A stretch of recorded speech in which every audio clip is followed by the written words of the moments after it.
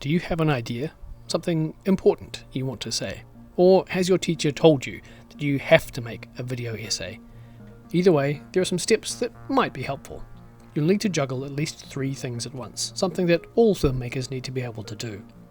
You'll have to keep the ideas, the technical polish, and your time management all on the boil, to mix metaphors. Any one of those elements could let you down. A good place to start is probably with the idea. What do you want to say?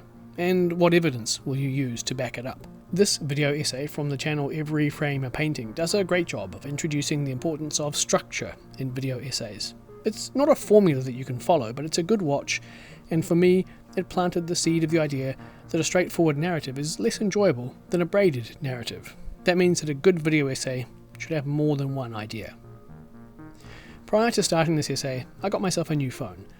It's a Sony Xperia 1 Mark V, and one of the strengths on paper is that it has some great specs for video making. It's an Android phone, a pretty stock Android phone as it turns out.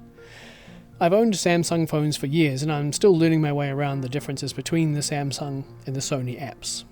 Because the technical side of your video essay is a key part of its appeal, I wouldn't recommend jumping into production with gear you aren't familiar with. Aim for some crisp audio in your voiceover, some nice visuals, some snappy editing, and you should be fine. Ideally, have a practice with your gear before you hit record. It could make all the difference. And whatever your topic is, go find some B-roll or some video footage you can use underneath your voiceover. If your idea is solid and your production quality is good, then the final pillar of success is going to be time management.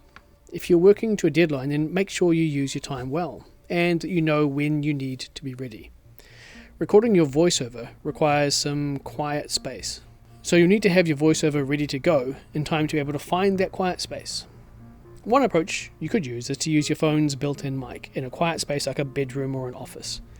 Try to find a space that's not too echoey, that's away from distracting background sounds, and in which you won't be interrupted. Life can be pretty hectic, so I'd recommend being ready to go as soon as you can find a space. You never know how easy it will be to go for a second take.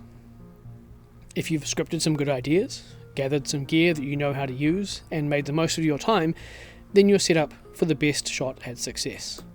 If you can't find the buttons on your new phone, or your family keeps practicing the drums in the next room when you need to record, well, that's a challenge that's difficult to overcome. Being ready to go early may give you that chance you need at a second take, so definitely aim to be an effective self-manager. If all the cards fall into place, then fingers crossed, you'll end up with something you can be proud of. Oh, and that new phone? Well, I found enough of the buttons in the end to get it going, and you've been listening to the built-in mic this whole time. On that front at least, I'd say, job well done.